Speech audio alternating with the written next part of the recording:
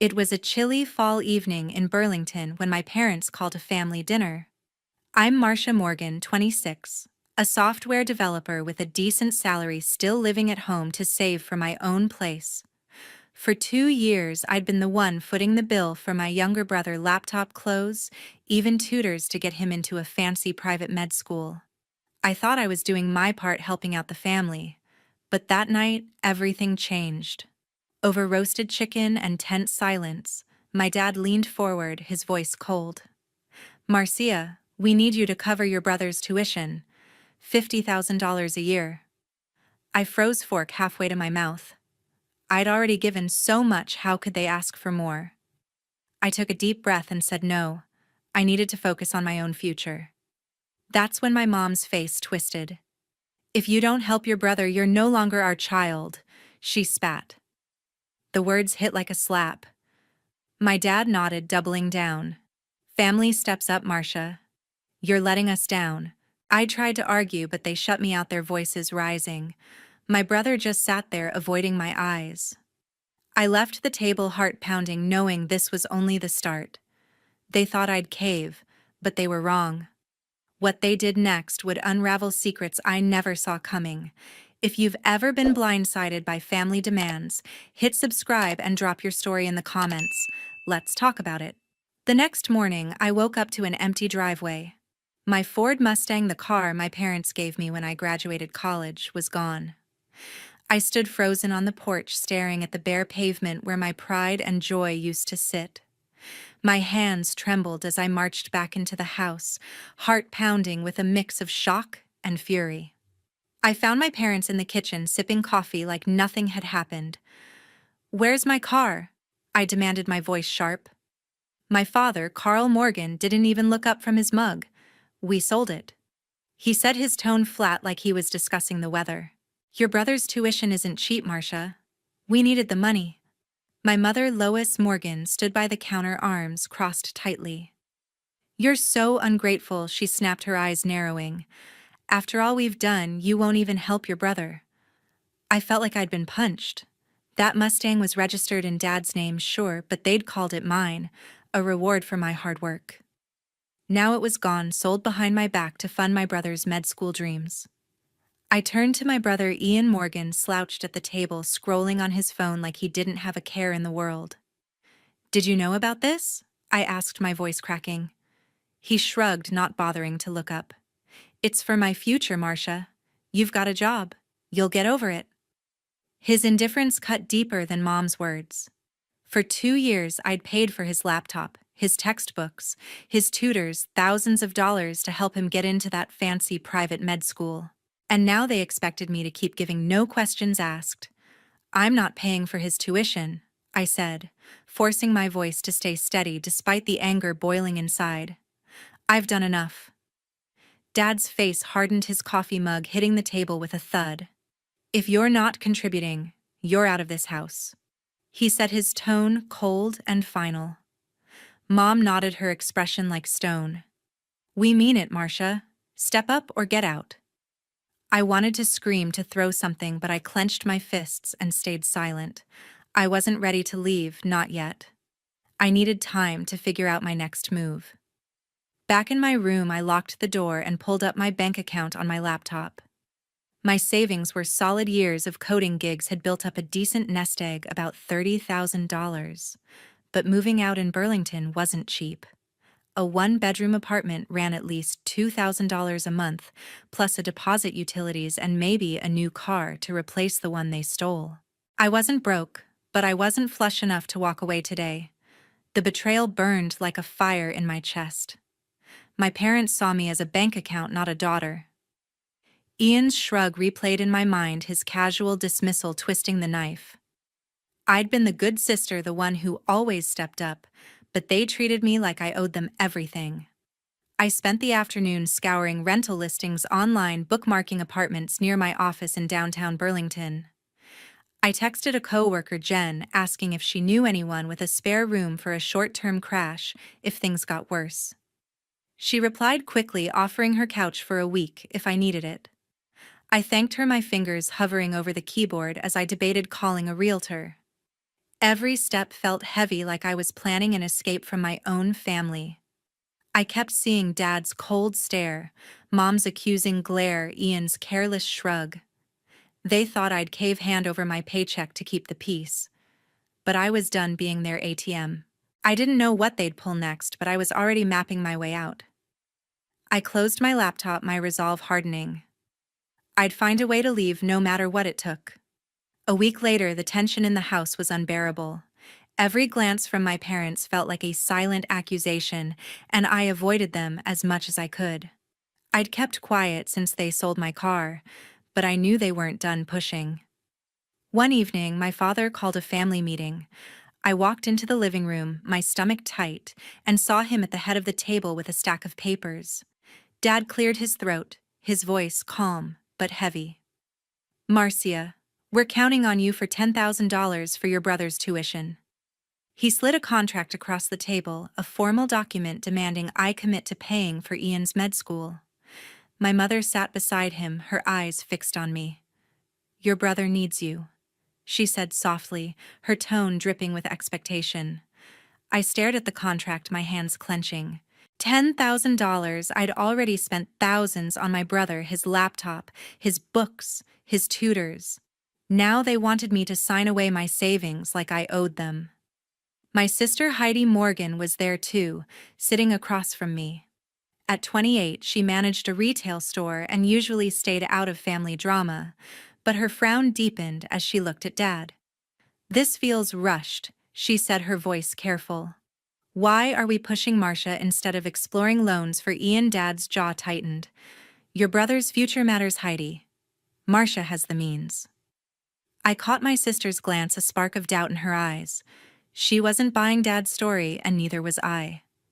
My phone buzzed, breaking the silence. A text from my brother. "You're abandoning me, Marcia. How could you?" I gripped the phone, anger flaring. Ian's words hurt, but his entitlement hurt more. He'd never thanked me for all I'd done, and now he was guilt-tripping me. I set the phone down and faced my parents. "I'm not signing this," I said, my voice steady. "His tuition is your responsibility, not mine." Dad leaned forward, his tone sharper. "We're a family, Marcia. You can't just walk away," Mom added. "You're letting him down." I shook my head, pushing the contract back. "I've given enough," I said, my heart racing. "I'm done being your solution." Heidi stayed quiet, but her eyes followed me as I left the room, her doubt lingering like a question mark. Back in my bedroom, I felt trapped, the pressure from Dad's demands and Ian's texts closing in. I opened my laptop, not to search for apartments this time, but to research bank loans for a new car. My savings, about $30,000, could cover a down payment, but replacing my Mustang would stretch me thin. I also pulled up Vermont's tenant laws, reading about deposits and leases to prepare for moving out. The more I read, the more I realized how unprepared I was to leave immediately. Dad's secrecy about the money, Heidi's suspicion, it all pointed to something bigger. I wasn't just fighting for my savings, I was fighting for the truth. I closed my laptop, my resolve strengthening. I'd figure out what Dad was hiding no matter what. That night, I stayed up late texting Chloe for advice.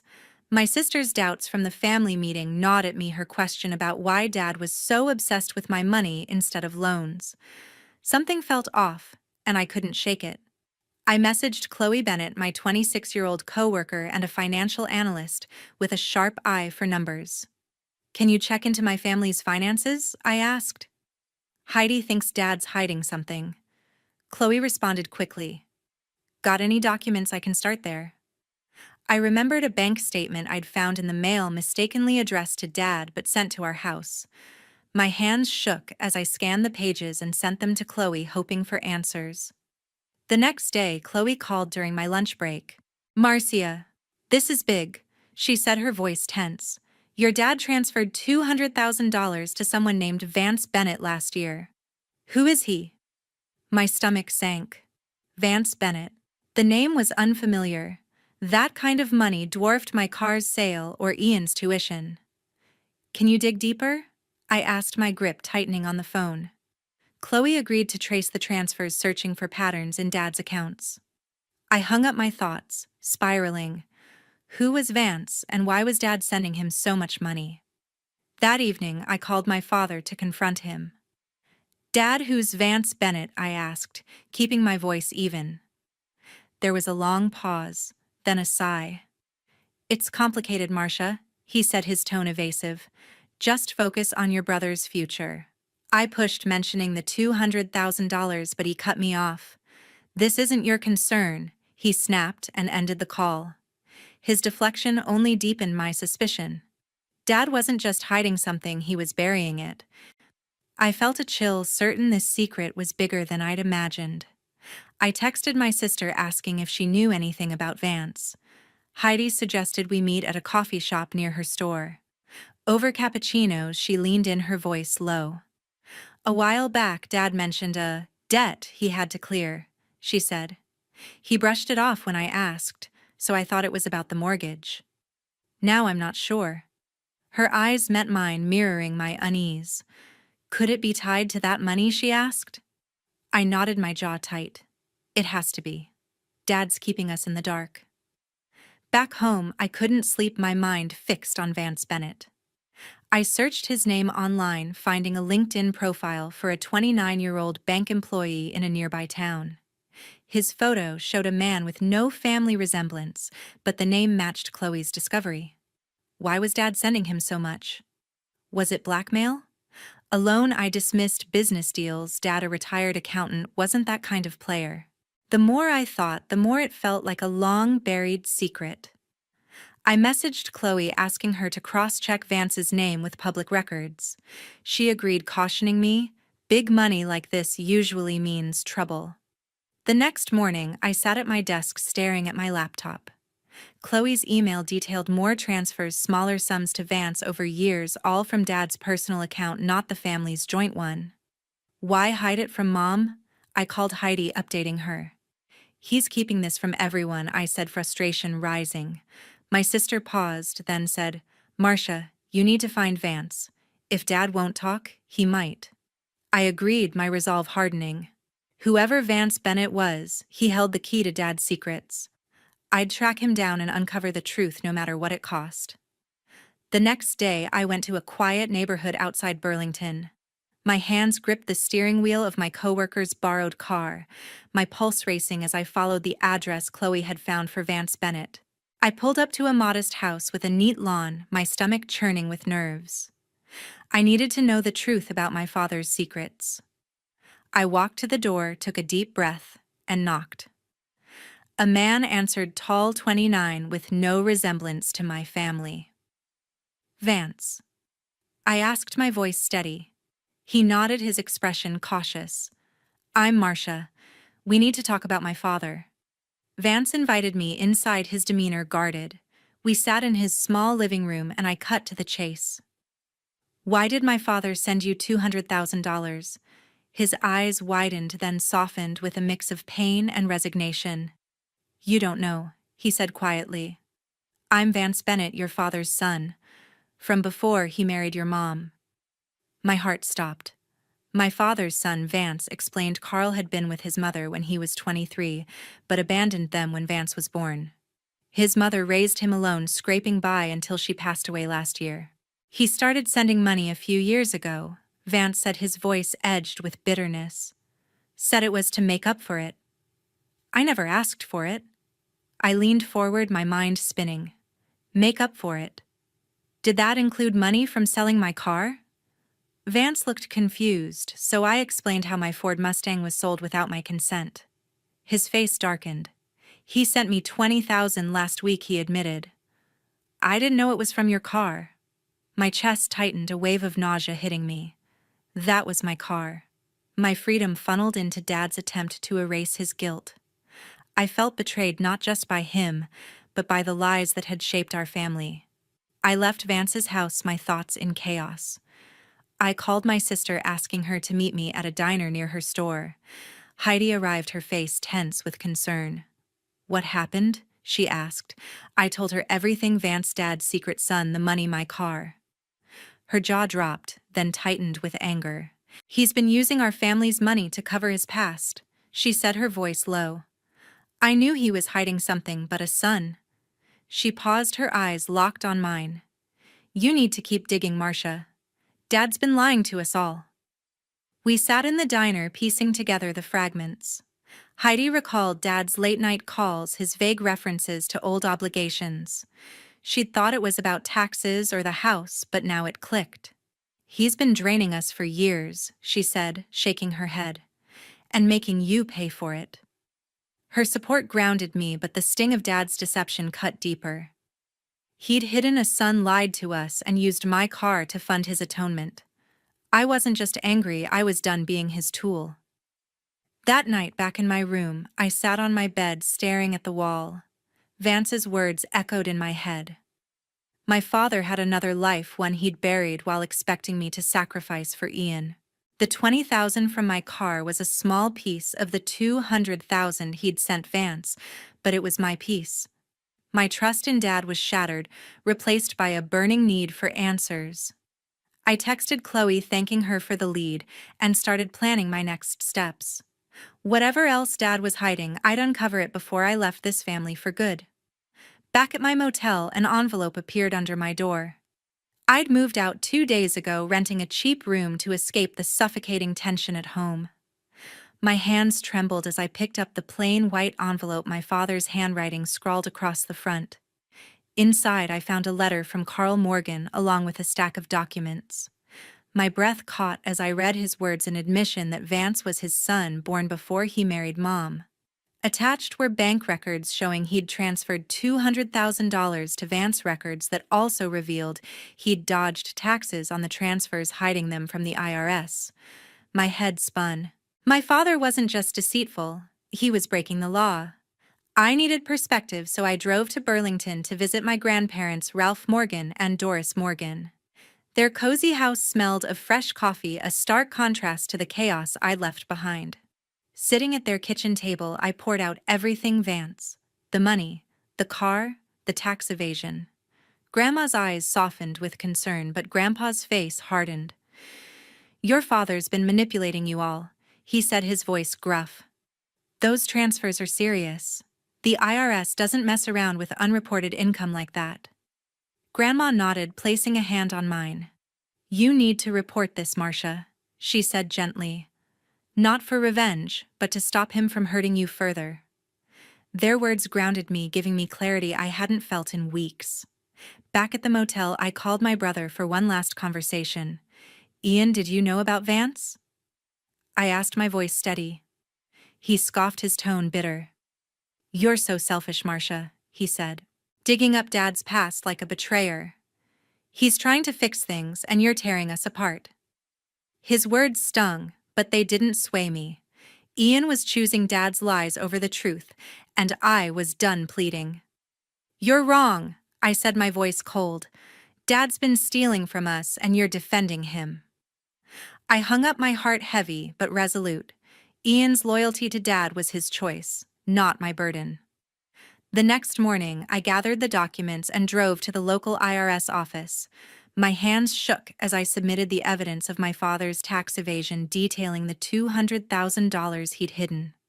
The agent assured me they'd investigate, and I felt a weight lift even as guilt gnawed at me. This wasn't just about the money or my car, it was about breaking free from years of manipulation. Back at the motel, I sat on the lumpy bed and wrote a final message to my father, mother, and Ian. I'm done. I can't trust you anymore. Don't contact me. I sent it, my fingers trembling, then blocked their numbers. The silence that followed was deafening but liberating. That evening, I unpacked my few belongings in the motel room, a laptop, some clothes, a photo of me and Heidi from happier times. I'd found a small apartment to rent starting next month, and my job as a coder gave me enough to start over. The pain of cutting ties with my family lingered, a dull ache in my chest. They'd sold my car, demanded my savings, hidden a brother, and lied about it all. But as I looked out the motel window at the Burlington skyline, I felt a spark of freedom. I was no longer their pawn. For the first time, I was choosing myself, even if it hurt. 6 months later, I was settling into my new apartment in Burlington. The small one-bedroom with its hardwood floors and view of Lake Champlain felt like a sanctuary after the chaos of my family's betrayal. I'd cut ties with my father, mother, and brother, and though the pain lingered, I was building a life on my own terms. News from home trickled in through local gossip, and it wasn't pretty. The IRS had launched a full investigation into Carl and Lois Morgan for tax evasion tied to the $200,000 they'd sent to Vance. Their reputation in Burlington's tight-knit community crumbled. Neighbors who once admired their charity work now whispered about their deceit. My brother faced his own fallout. The medical school revoked Ian's scholarship when the scandal broke, citing the family's financial misconduct. He was forced to take out hefty student loans to cover his tuition, a burden he'd avoided thanks to my sacrifices. Part of me felt a pang of guilt. He was still my brother, but his choice to defend Dad's lies had driven a wedge between us. I'd learned the hard way that enabling their manipulation only deepened the damage. I focused on rebuilding. I'd used part of my savings to buy a used Toyota Corolla, a reliable silver sedan that felt like a fresh start after losing my Mustang. At work, my coding skills earned me a promotion to lead developer with a raise that steadied my finances. On weekends, I discovered a new passion: hiking the Green Mountains. The trails, with their rugged paths and sweeping views, gave me a sense of freedom I'd never known. Each step up those peaks felt like shedding the weight of my family's expectations. One morning, I opened my laptop to find an email from my sister. Heidi wrote, her words heavy with regret. "I was wrong to stay neutral, Marcia. I should have stood up for you sooner. I'm sorry." Her apology stirred mixed feelings. I appreciated her honesty, but the wounds were still raw. She'd doubted Dad's actions in the end, but her initial silence had let me face the worst alone. I typed a brief reply. "Thanks for reaching out, Heidi. I need time." I hit send, my heart heavy but firm. I'd cut contact with my father, mother, and brother completely, and I wasn't ready to open that door with my sister either. Boundaries were my shield now, and I wasn't lowering them yet. As I sat in my apartment sipping coffee and watching the sunrise, I reflected on everything. My father's secret son, the stolen money, the lies they'd torn our family apart. But they'd also taught me something vital. Family doesn't justify manipulation. Setting boundaries is true strength. I'd spent years bending to their demands, thinking it was love, but real love doesn't demand sacrifice at the cost of self. By walking away, I'd reclaimed my life, even if it meant standing alone. To everyone who's followed this story, thank you for listening to the end. It's been a journey of pain, discovery, and growth, and I'm grateful for your time. If this resonates with you, please share your thoughts. Have you ever had to set boundaries with family? How did you find the strength to choose yourself? Your stories matter, and I'd love to hear them.